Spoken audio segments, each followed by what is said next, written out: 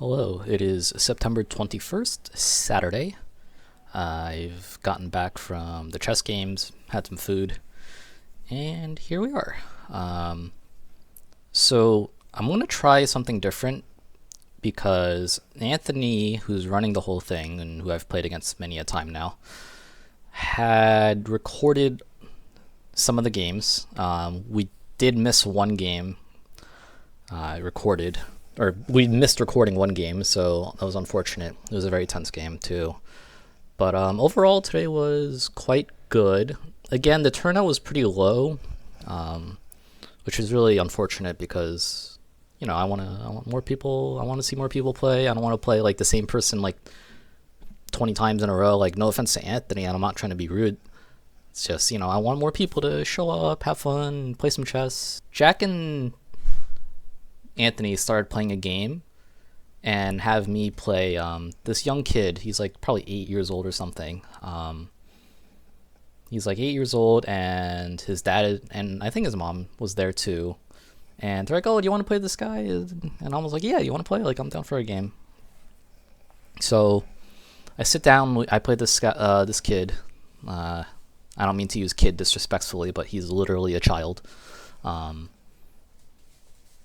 And I don't remember.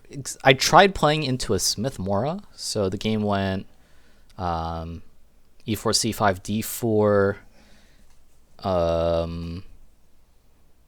He took once and then didn't take the second pawn, but allowed me to play c takes d4, and then eventually there was a small tactic in the middle that let me win a piece, and I eventually and slowly converted the game. He did try to make a bunch of trades that I didn't think he should have, but oh well, he's a little kid. I think his dad said he was like 650 USCF or something, so oh well, it is what it is. I'm sure if the kid is serious about playing chess, he'll learn, he'll get better.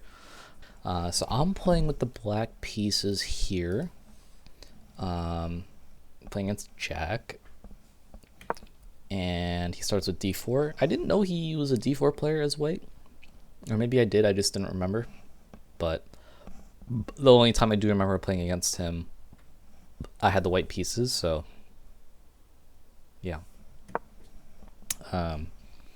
d4, so I go with my Dutch defense. He plays a London, and I know against the London, you can kind of develop the normal way you would in a classical. He does play bishop g5, which I think is strange because, I don't really know I don't know if that trade is actually good for white. On the one hand, you don't want this knight to go to, you don't want the knight to go to e4, but is that worth your dark squared bishop? I don't know. I'm not sure. But continuing development here, knight f3, castles. A6 or a3 is a weird move. I thought that, I was never intending to play bishop b4 because you're going to play c3, right? You have c3 as a response to, make me waste time developing my dark squared bishop over there. And I've already moved it over here to e7. So it's like, I don't really want to move it again, right? Because that's just like a waste of time. Bishop g5 was like, after playing bishop f4 and then you go to bishop g5 was kind of strange. Like, I don't think this extra move is justified, nor is this one. So continuing with the normal classical Dutch, we get d6. Bishop c4 is a weird move to me, because normally in London setups you put the bishop here to keep some control of e4. This move, I'm not really fighting for d5 quite yet, and I want to push e4, so either way, I mean, I guess it kind of pins this, but I didn't really know what that was about. So eventually I play knight e4. Obviously I'm not pinned to the queen, so I can try to take it. We trade on e7. He plays a knight b d2. He could try to trade here, but then I would get a tempo on his knight and potentially even just like lock the center up, which I'm not sure if that's what he was intending for, but that was a possibility, of course. I played d5, kicking his bishop.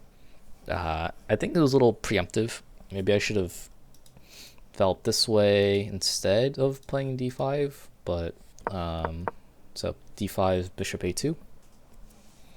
Again, usually in London setups, you want to put your bishop here to put pressure on e4, but now this is just like, this piece is kind of just like locked and just not doing much. It's just like out of the game, really. I continue with knight d7. He plays c5. I didn't want him to take and make my pawn go this way, so I played c6. Castle, knight f6. I wanted to make sure that if he trades, I'm gonna just like replace the knight onto e4. Apparently b6 was better, but sure. So he takes. I decided to take with the pawn because it locks the center up. It hits the knight here, so he's probably gonna move it back. And you know, now I can actually try to attack with, like, not right away, but knight g4, knight h4, something like that. So I was like, okay, taking with the pawn is probably better than outposting the knight there, because the whole point is that I want to go knight g4, knight h4, knight h2, queen h4, queen h2. So he then plops his knight into e5, which was annoying for me, but after looking at it, I realized I can just play knight d7 again and basically force the trade. He plays this queen h5 move. I guess he wanted to try to preserve the structure here so he could take with the queen, but I played rook f5 in order to, you know, attack the queen and not let it defend the knight on e5. And I also saw, like, oh, maybe in some situation your queen gets trapped because you can't go to these squares. And you're not on this diagonal, and you're not going here. So you only have these squares left, and it's like, you know, obviously I can't go, well, I wasn't trying to point at rook f3, but, you know, this is your only escape route, so I figured that might be problematic for you later. He plays queen h3, and now I do want to try to trap his queen, so I first took, because I knew, well, no matter what, getting rid of that knight is good. And moreover, I'm winning a pawn if I decide to take here. And getting rid of the knight means the queen really doesn't have any way to, like, try to defend herself. I don't know. So I played queen g5. Computer says this is not actually good. Whatever. You know, I thought this was kind of almost practical, where the queen is, like, very much out of squares. So, you know, if I can just get one more thing to attack it that's not my queen, that would be good. So I figured, okay. I thought, okay, how can I attack the queen? I was thinking, oh, rook f3. Before the queen moved over here, right? Rook f3 doesn't work because you take with the pawn here. So I figured, okay, let's pin the pawn to the king, right? So queen g5. So it's like, okay, great, I'm gonna trap his queen. He takes here on d5, and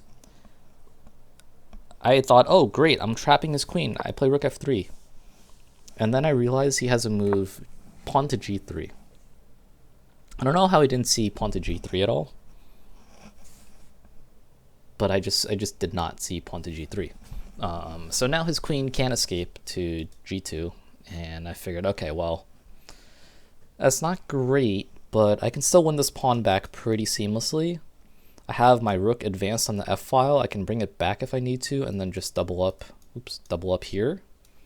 And now I have good pressure on the f-file if I can draw an arrow. And maybe there's an attack here. I'll figure it out. So I decided to take, further locking the bishop out of the game here, and also inevitably trying to win the pawn. But moreover, Also unleashing an attack on the queen with from the bishop that's been sitting on c8 the entire game.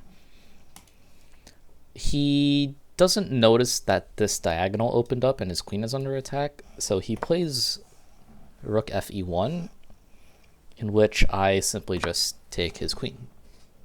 And then from there he resigned, and that was my game against Jack. Overall, I felt like opening was fine. He definitely made a few strange moves, but it wasn't anything that was like losing. You could probably tell from the computer. The game was mostly equal the entire game. Some small inaccuracies I did make, but nothing more than plus or minus 1. Oh, I guess here it was minus 2 if I took this way, because your pawn is gonna fall and yeah, your bishop is here. And I guess if I don't do that, he has ways to equalize. Yeah, here the computer wants d takes e6, which actually looks really odd, right? Because I can take here, no? Ah, e7 check. Ooh. e7 check. I see. And I have to do this to let my rook come here. Wow. Okay, so then bishop e6, king h8. You're not quite promoting. Oh, you take here and then, okay, I see. Interesting. Okay, so yeah, I guess I should have taken first, because that would have been quite more complicated. But we can move to game number 2. It's either the first or the second game against Anthony of the 3 that we did play. One of the games didn't get recorded, unfortunately, so we were only left with 2 recordings that I've converted here into this. I think this is the second game we played. I think the first one's the Carl Khan, because I think I kept switching colors. I start the game with e4, as I always do. He plays a French against e4, so I have prepared this gambit. I've played this against him almost 10 times at this point. So he's definitely aware of the ideas, and we actually talked about this game after we played it and really like delved into like what he should and shouldn't do, because he definitely felt uncomfortable the entire game, as we discussed afterwards. But anyway, so normal French stuff. d5, bishop b2 is the whole point of b3, right? The whole point of b3 is you want to develop the bishop here. He takes the pawn, so he accepts the gambit. I play knight c3 to try to develop, get queenside castled, attack the pawn. He defends with knight f6, queen e2, again attacking the pawn. He plays bishop e7. Black doesn't actually have a way to add another defender to this pawn. You would have to play f5, which is really awkward because, you know, this diagonal is open. I can't really make use of it yet, but I will get pressure on Black's position with something like d3. So going back to the game, we have queen e2. He plays bishop e7. I take the pawn here. He takes on e4, and I take back on e4 with the queen. Now, we analyze after the game, but actually taking the knight here is actually not very good, because as you'll see in the game, it enables this battery to be formed. So bishop d3 behind the queen on e4, targeting h7. I also have pressure here. Right, this is like the whole point. This is the whole point of the gambit. So really you have 2 moves here that make sense, f5 and g6. G6 doesn't make as much sense because this opens up the diagonal straight into your king side. f5, you know, obviously it puts pressure on the queen. The diagonal is not quite as exposed. Like, this still can be a target, but I have to deal with this first. So I play queen e2. Queen e3 was like a little bit better, but not by much. Life goes on. We play, or he plays bishop not bishop. He plays b6 to play bishop b7. I long castle. He plays bishop b7. Knight f3, and then he plays a5, which I thought didn't make sense. Well, it's not that it doesn't make sense. It's just that I can always just play a4 to stop any advances on the queen side here.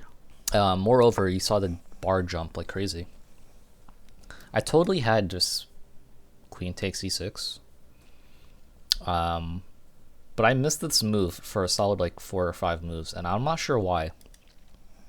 I think I was too hyper focused on trying to find a tactic by bishop takes f5, but obviously that's not going to work.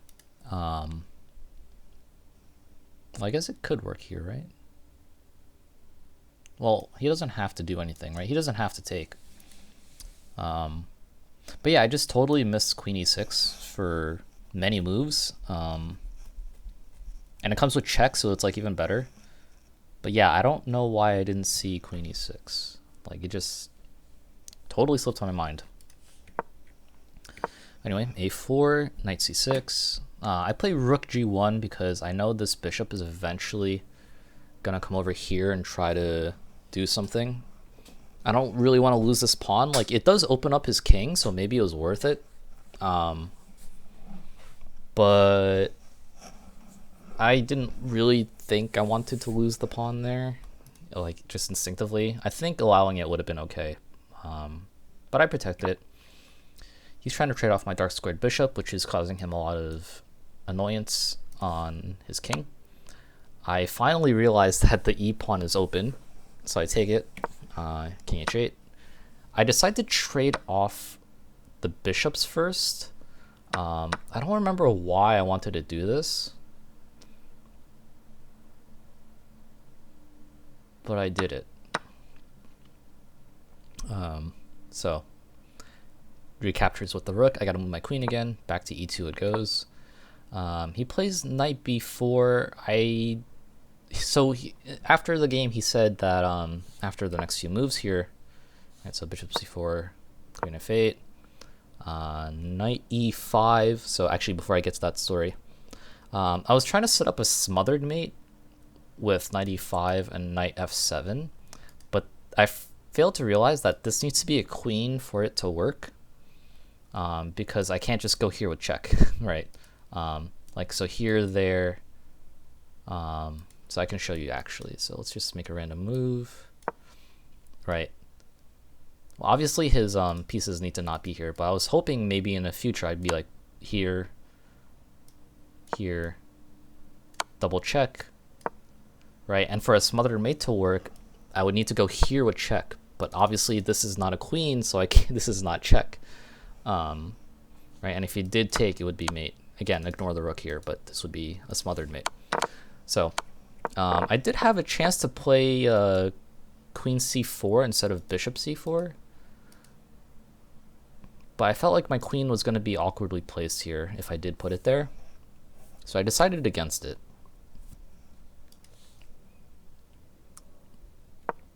So queen e2, knight b4, bishop c4.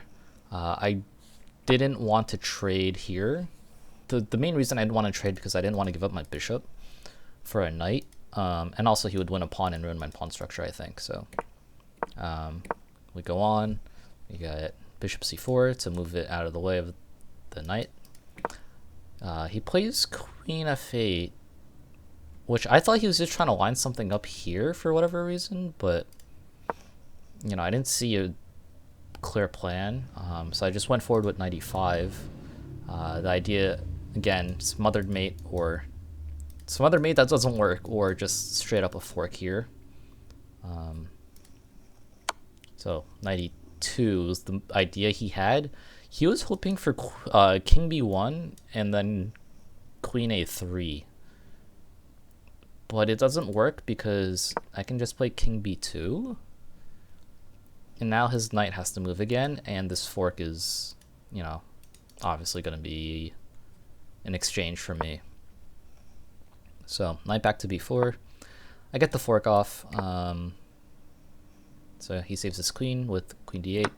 Take the rook. He takes with check. that's fine. Just go to back to b1 now. And now rook d8. Queen e6 tries to trade the queens here, right? I'm up in exchange, so I figured, okay, might as well try to trade material down and try to win like a knight versus, or a rook versus knight endgame or something. He declines to trade, obviously. Doesn't want to trade pieces when he's already behind. Rook ge1, trying to force a queen trade if he ever, gives me opportunity. And it's basically forced at this point. If he tried going this way, maybe he could avoid the queen trade, but I'm not too sure. So rook e1 tries to attack my queen. It's protected twice, so there's an idea there, but just simply bishop d5, knight d5. Not really the trade you probably want as black, but here we are. So obviously I can't go for queen e7 to fork, or not fork. I can't go queen e7 to trade the queens because knight will take. So I need to kick the knight out here. And I figured, why not play rook e5 so that I can eventually bring my other rook onto the e-file and just completely dominate the e-file. He goes for knight f4. I think the idea was to try to win the pawn, but after queen e7, forcing the queen trade, right? Because the queen doesn't have anywhere to go to not get traded. Well, I guess you could go here to, I guess queen g8's an idea, but I figured I could just kick his knight back out to somewhere else, just say here. Play rook de1, and then just eventually force my way into his position. So something like, again, just random move. I would probably do something like this, which isn't quite accurate. Queen d8 is better.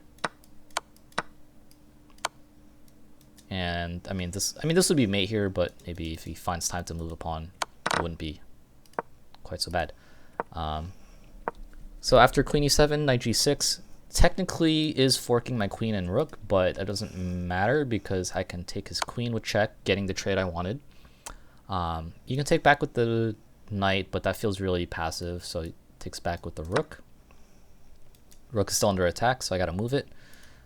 Here I just know I need to be careful and not blunder my rook back, and I'll be fine. So that's off limits. I'm under attack, can't go there. So my moves are like here and here. I decided to go to e3. And now it's kind of like a slow conversion. h3 gets some breathing room for the king, but I'm doubling my rooks. f4 is kind of futile because I am going to force this rook trade, right? You can come here or you can come hide it away because your knight still defends it. I don't really care. I'm going to take. He decides to take instead, which I think favored me. It kind of does the job that I wanted to do anyway. So he hides his king, and I slowly will convert this position. Just again, making sure not to blunder any knight stuff.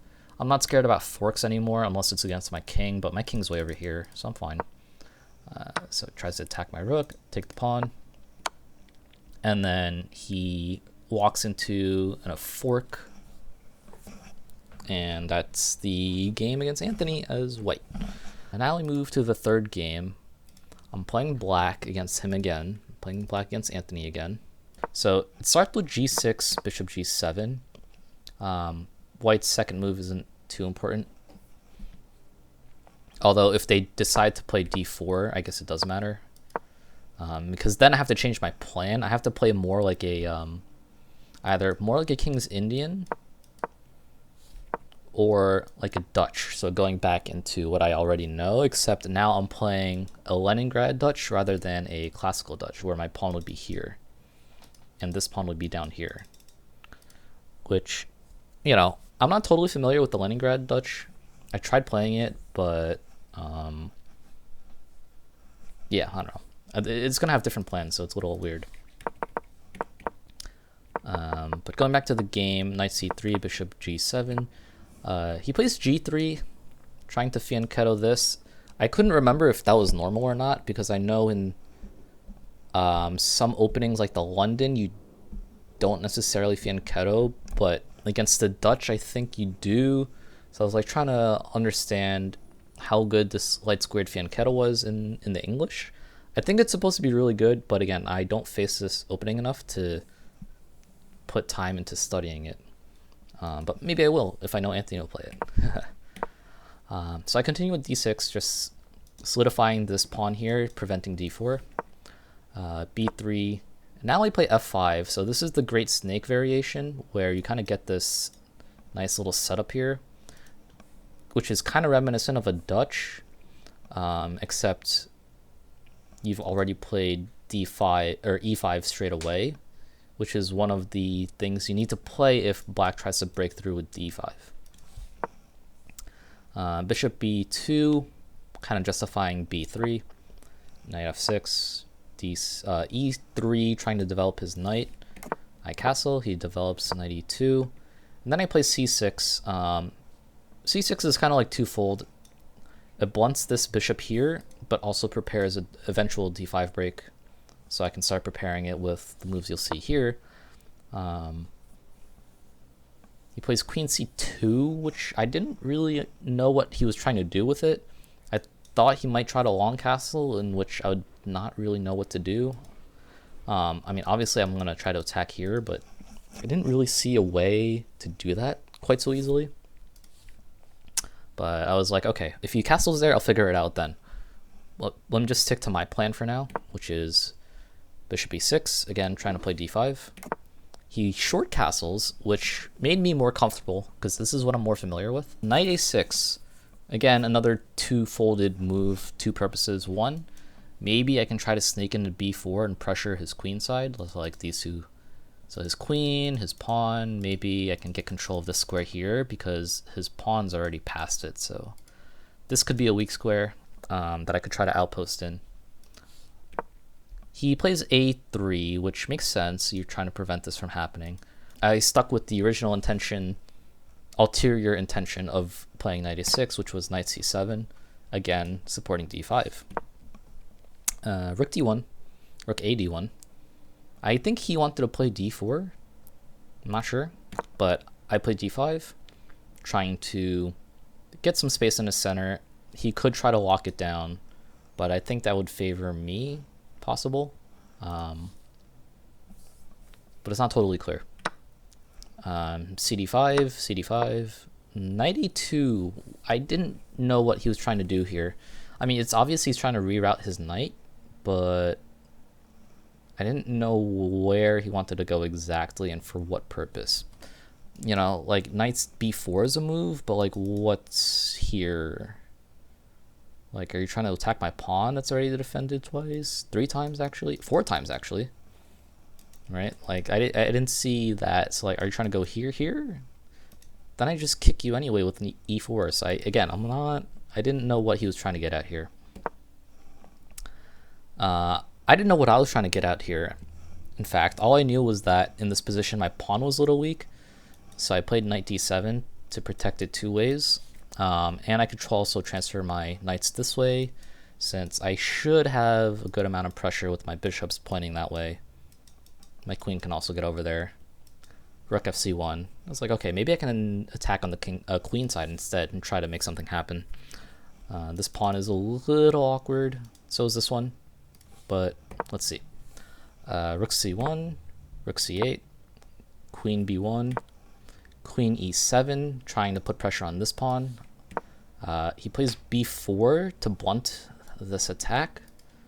I ended up playing knight b6.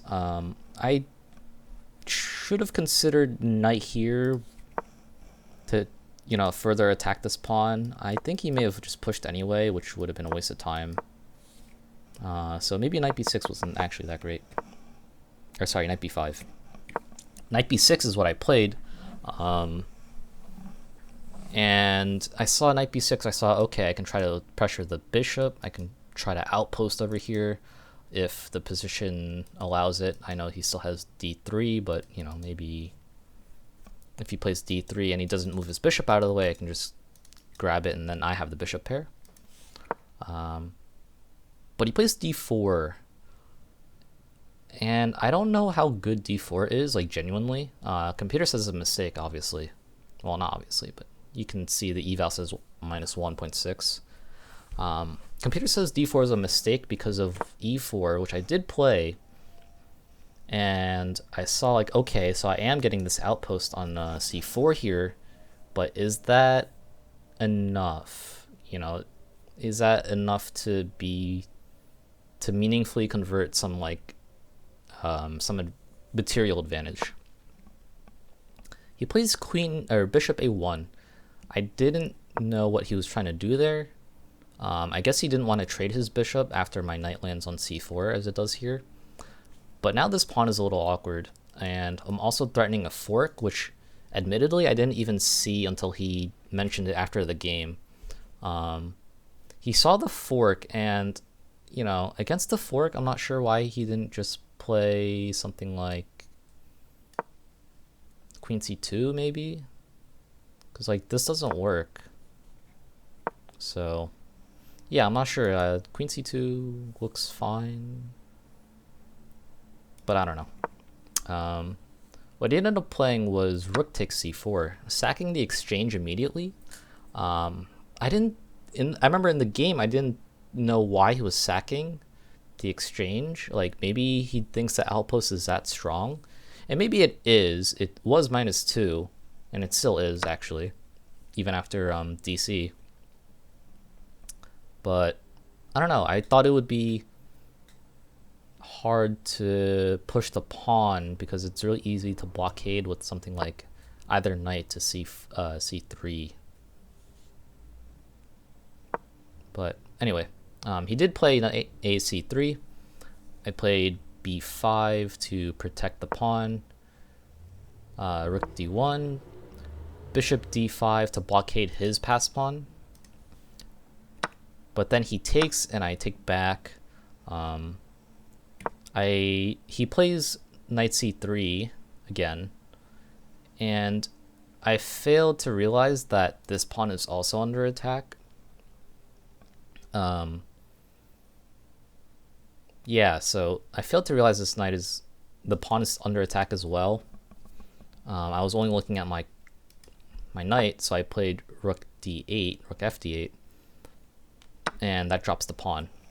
And after I dropped the pawn, I kind of knew that I was gonna not quite have the advantage that I wanted because he could blockade my pawn again.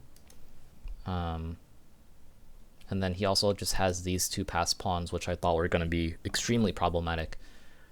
It turns out that black is still fine here and even has an edge with bishop h6, which okay. But I did play c3, trying to push the pawn as far as I could. I thought I was able to, but it turns out after rook c1, it doesn't actually work because he has 3 attackers on it, right? The knight, the rook, the bishop. And I only have 2 defenders, and I can't even get a third one in because the knight is here to cover that square. So I went into a small think here because I was trying to figure out a way to, you know, get some kind of counterplay knowing that I'm going to lose this pawn. I went for a6, thinking that I would get tempo on his knight. But I'm not really getting tempo because he's going to play what he played in the game, knight takes c3. Like, he's going to play this regardless. So there's really no point in playing this move, a6. And then I made it worse by playing a5. So as you can see, it's +2 for white now. Fantastic. I mean, point being, like, you have these 2 passed pawns. You don't have to take here, which is what I hoped he would do, but you don't have to do anything. Like, black's position, or white's position is pretty straightforward. Push these pawns, get your bishop back into the game. So like here, oh god, arrows, right? Your bishop, you know, eventually will make it out. You can try to support it this way, but like white's position is quite good here. You have many pass pawns, 2 pass pawns. He trades my knight off. I, for some reason, decide to trade off a pair of rooks first. Turns out it was actually the best move in the position, even though it's still quite bad. Rook d5, trading the knight for the one he took from me. And then he played queen c8, which I didn't understand the reason of this move because I had rook d8. You're not really attacking my pawn or anything. Like, there's nothing here that you're attacking, so I didn't know what he wanted past the check. But now here he plays queen c5 or queen c4 check, and I remember thinking, do I want to go king f8 or king h8? The best move is actually queen f7, but I was trying to avoid trading queens,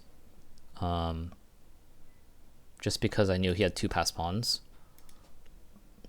So I didn't want to play queen f7, and I was looking at these 2 moves. I thought that king h8 might be a little problematic if he ever pushes this pawn forward, because maybe he could try to like win something, but it turns out king h8 is actually the better move between the 2, and I chose wrong with the king f8. He continues with queen c5, which apparently is a now dead equal game, which I wouldn't believe for a second, considering that he has 2 passed pawns. But yeah, I guess it's equal now. So queen c5. I take the pawn here because I didn't want to trade queens right away and give him 2 connected pass, well, actually 3 connected pass pawns. So I figured, okay, let me take here first so I get rid of one of his pawns. He takes back with the queen, and apparently this is a mistake, like a big mistake. You know, when I think back about the game, it makes sense because of how the transformation of the pawn structure will go. Because if you take first, now you still have 2 passed pawns, and it's quite hard to stop. And what he played in the game was, so I played king a8, he trades. If I play it right, the a pawn can be a draw if the king gets to the right square in time. So maybe it was better to have the b pawn instead of the a pawn, but I don't think either of us were thinking that far ahead. We actually at this point probably had like 2 minutes left, maybe a minute and a half each. So I don't think we were making such deep decisions at this point in the game. We were just trying to play off of what made sense, which was pushing these pawns and me trying to blockade them. So I'm trying to get my king closer to this pawn. I know that this pawn, it's kind of hard to move without protecting this bishop. And I also have my rook, so I just wanted to get my king over to this pawn and then try to just blockade the other one. So a4, rook a8. Here he plays bishop b5, which I thought made a lot of sense. You basically lock this formation in, and I'm basically going to have to sack it back if I want to try to make progress on his pawns. But I have to be careful because I don't want him to have a pass b pawn without any clear way to respond to it. I play king d5, blockading. You know, here we're kind of just playing random moves just because we're low on time and it's not so clear how to make progress. I instead played rook b8, thinking, okay, if my king is just 1 step closer, I can try to win this pawn, and then maybe it's a draw, possibly. So I do take it. I take back, he takes back, and here we both have like 25 to 30 seconds, and I make this huge mistake of king d6, because I saw that I couldn't go here, and I wanted to get to this pawn, so I figured, okay, let me just loop around the long way, but I just totally did not see that bishop a3 wins the game for white, but neither did he. Neither did he. We talked about it afterwards. I said, I think you had a chance to skewer my king and my bishop to win the game. Like, if I'm remembering correctly, I think you had a chance to do this. He's like, oh no, I hope not. I was right, and he missed it. But again, we only have like 20 seconds left, maybe 30. So he just he said he mentally pre-moved h4 in this position. So I guess in this position, he mentally pre-moved h4, which I thought, if I had not seen this move, well, first of all, against h4, I'm not touching these pawns, right? I'm not touching these pawns. My main goal is to stop the b pawn. So I was never gonna play h5 to lock the structure. I was always gonna try to get in here. But yeah, I'm glad I didn't consider h5 at all, because it would have given him another chance to win this here. But he didn't see the potential skewer, and ever so slowly I win this pawn. He still has a passed d pawn, so it's not totally over. But after bishop d6, he decides to push the pawn. I didn't think he should push the pawn, because I'm gonna obviously win the pawn. At the same time, I didn't really know what could be done to make progress. Like, in this exact positioning, if I had like another 30 seconds to think about it, I would have hopefully figured that his king is stuck, his bishop is stuck, right? And if he ever pushes, I will play king c5 and win the pawn, right? So this is a draw, because there's actually just no way to make progress. But he pushed d5, and I start moving my king over, because I'm going to try to win this. And as you probably just saw, we both had under 10 seconds here, or like exactly 10 seconds. I think just under. He played there, and as he was making this move, I offered him a draw. Again, we both have like 10 seconds, and I didn't want to play a time scramble in a dead drawn position where we both have 10 seconds. Like, I felt like that was just, if you win that situation, it's just because you were able to move your hands faster, and that's not, I wouldn't feel good about winning this position. I mean, I would obviously not feel good about losing this position, even though it's a dead draw because of time. But I also wouldn't feel good winning this position.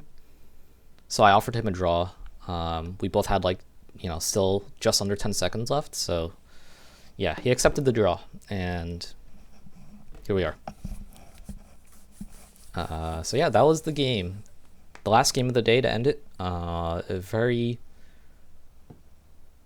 positional English, where I definitely had the advantage, but I just messed it up towards the end, where I just hung my pawn, and that kind of let all the floodgates in for his pawns.